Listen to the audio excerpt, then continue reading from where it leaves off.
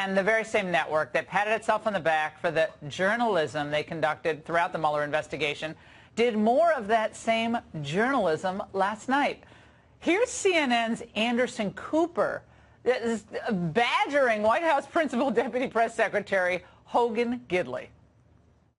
Where I'm trying to go is to get an actual honest answer from you. Democrats have wanted for so long is for the president to be guilty. If they had anything on him, he'd be indicted today. He wasn't because they don't have the evidence. Did the president lie? They have to put up or shut up here, Anderson. They Did the president lie? Did the president lie? I'm not aware of him lying. He hasn't lied to me. I feel bad that you're scared to say that your boss lied. It just seems. There's nothing. I just said I don't know why. I would is, not work in that situation.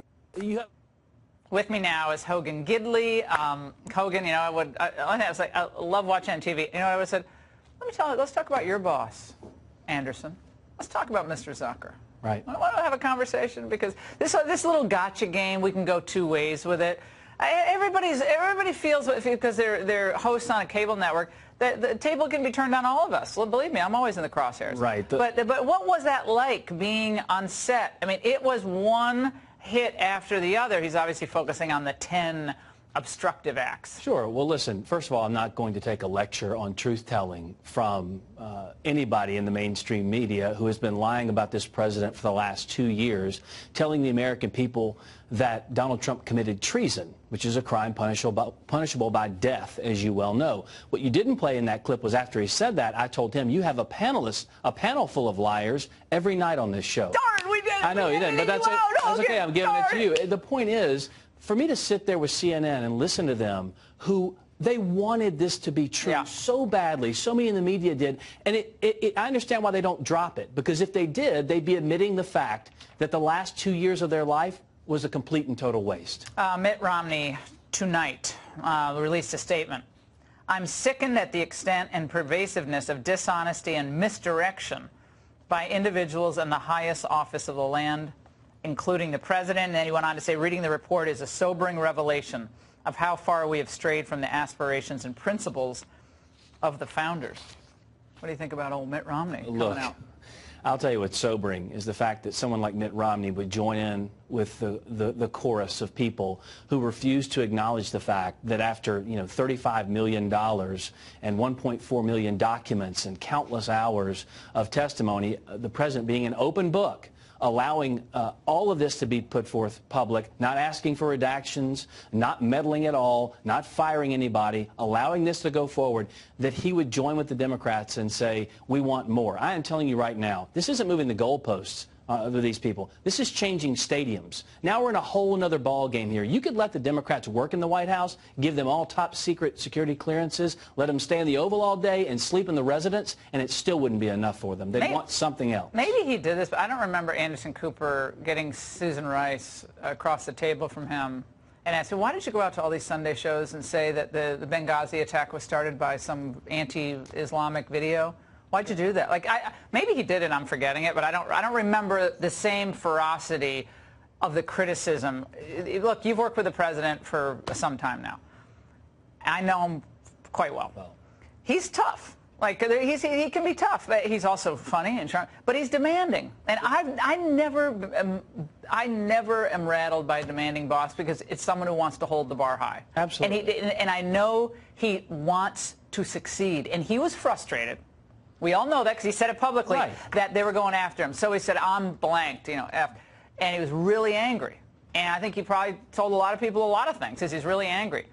What does that tell you about him? And did he ever tell you or anyone you know to go out and tell an untruth? Absolutely not. I've never had a conversation with him like that at all. And let's be honest, any red-blooded American who was falsely accused of a crime for 2+ years would probably be a little upset about it, especially when you knew the fact that you had done nothing wrong. No collusion, no obstruction, a complete and total exoneration, and they pushed this lie, and I had some numbers I was looking at. Since May of 2017, the New York Times has put out 1,156 stories about Mueller, CNN 1,965, and MSNBC tops more than 4,000. They just can't get past the fact they didn't get what they wanted here. They wanted a conviction. They wanted a smoking gun. They have no evidence. And like I said last night, if Bob Mueller the special counsel had anything on the president, he would have indicted. Prosecutors prosecute, but they only prosecute if they have the evidence. He didn't, and this is a complete and total exoneration for this president. This was Shift Today on MSNBC. Let's watch. An impeachment proceeding cannot be successful if one party decides they're more loyal to their party or to the person of the president than they are to the Constitution and the country. The GOP has no independence from this president. It has made itself effectively a cult of Trump's personality. The president of the United States is too weak to confront Vladimir Putin when it comes to election interference, and as long as they interfere on his side, he may even be grateful.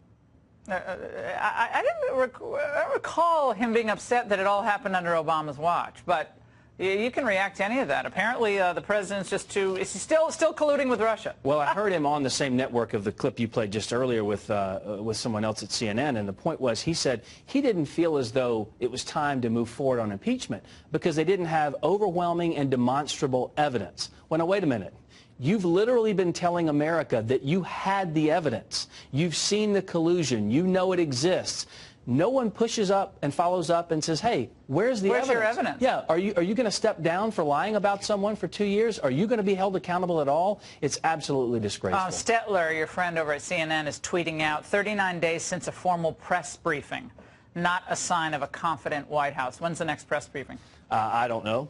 Look, the president makes those calls all the time. He lets us know if he wants us to go out, but we gaggle multiple times a day. We go out with the most successful. Oh, they don't want to gaggle. They want to get their faces on TV. Well, of course, they have to pad their own careers and get some contracts with networks. We know how it works, but we're not in the business of making them famous. All right, Hogan, thanks so much for being on with us tonight. We really appreciate it. Probably a good thing the markets are closed on Good Friday because I don't know whether they'd have the same result they did yesterday when we were soaring on relief that this probe appears to be over, because right now, if I'm reading correctly, it is not. Former South Carolina Congressman, Fox News contributor, Trey Gowdy. Congressman, good to have you.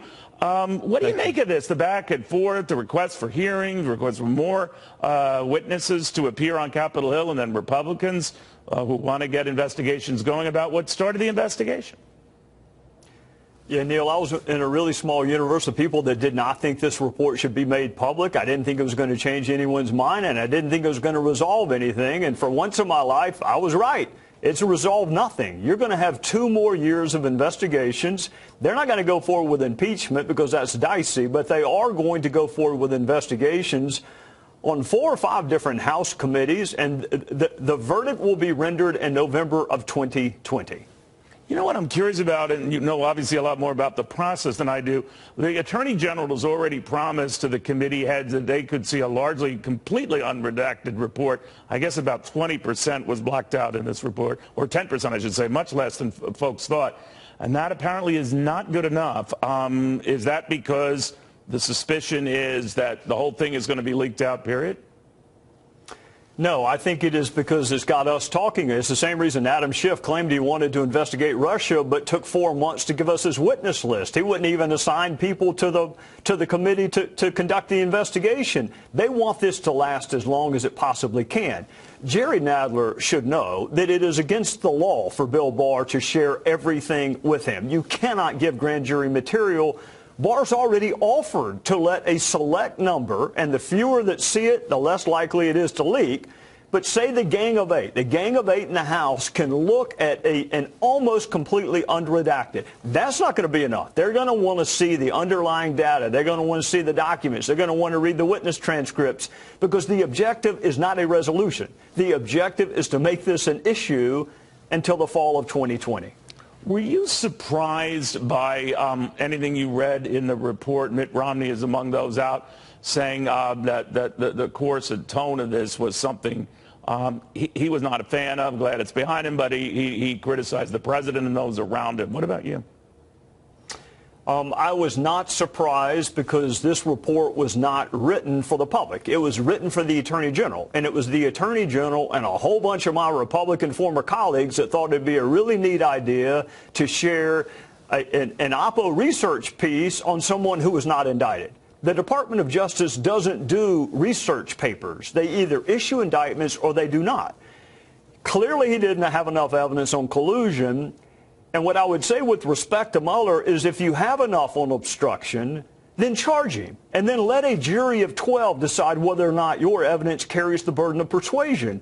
But what we have now is a hung jury. He's going to lay out all the evidence he has. There's no resolution. Half the country is going to think the president obstructed justice. The other half's going to think he didn't.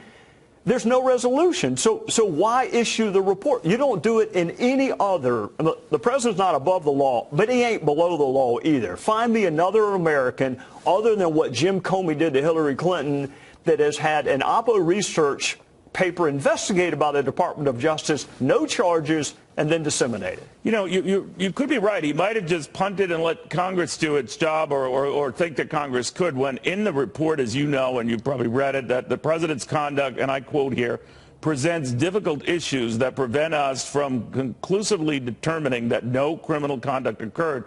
That's almost begging for Congress to do something. Do you think that was his intent? Well, let me give you the other side of it, Neil.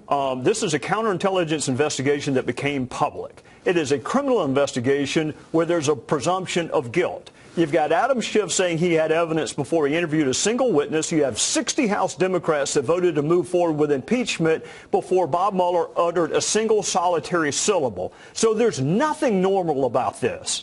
And if you were accused of treason, and you had imagine being accused of treason, a crime for which you can be put to death. Where the line is between vigorously defending yourself and crossing the line over into obstruction, I mean, how would you react to leaks on the front page of the Post and the Times? There's nothing traditional about this case, and therefore the president's reaction was not traditional. I'm not defending it. Right. I'm saying this. I'd rather have his facts than the prosecution's facts, and if you feel good about your obstruction case, then charge him. All right, so the fact that he was looking to supposedly fire Bob Mueller and later on get Jeff Sessions to essentially do the same thing, that neither happened. In the end, obviously, Mueller stayed, completed his report. Some have likened to that to be obstructing justice or the process of justice. Obviously, it was a jump ball for Mueller and his team. What do you think of that? I hope we have not gotten to the point where thinking about doing something is a crime in this country. I hope that's not where we are, or discussing what your options are with your advisors. Well, the only thing that prevented that from happening, as you know, Congressman, is that the aides didn't do it, right? They didn't do it. Right, and he didn't fire the aide and go get an aide that would. So, Fair point. Again, I would say this. You're being charged with treason. This is the most non-traditional investigation I have ever seen. Everything is made public, whereas in the real world, none of this would be made public. You're accused of treason. How vigorously are you going to defend yourself, Neil? I would defend myself pretty vigorously when it's a third legal, a third political, a third communications. Look, I'm sensitive to the legal part, but this was a political investigation, or part of it was political from day one. And when you got 60 people saying you should be impeached before Bob Mueller has issued a single syllable of his report, then this is not a legal investigation. It's a quasi-political one, and he responded accordingly. Congressman, thank you for taking the time. I do appreciate it. Yes, sir. Happy Easter.